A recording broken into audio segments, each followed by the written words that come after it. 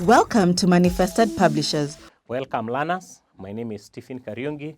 Today we continue with our discussion on osmosis, and specifically we are discussing water relations in animal cells.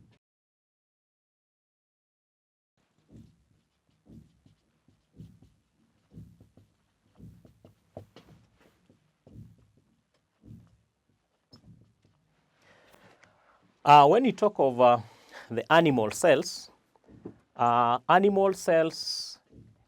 do experience osmosis. And that is when it comes to them absorbing water at different parts of the body. And it happens that this water is usually absorbed across the semi-permeable membrane, which is the cell membrane. And in this case, we are going to look at two scenarios. What happens when the amount of water in the body of the animal is less, and also when the amount of water in the body of the animal is high. So in this case, I will do that comparison.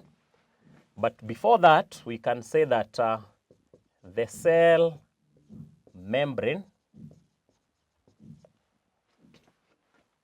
of animal cells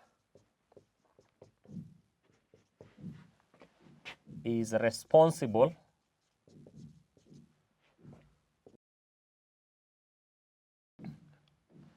for controlling the movement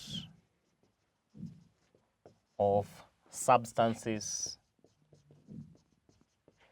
in and out of the cell.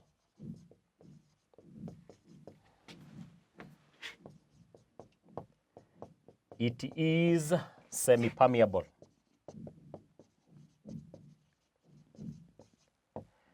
On this, we want to look at, for example, when animal cells are put in a hypotonic solution, and also when they are put in a hypertonic solution.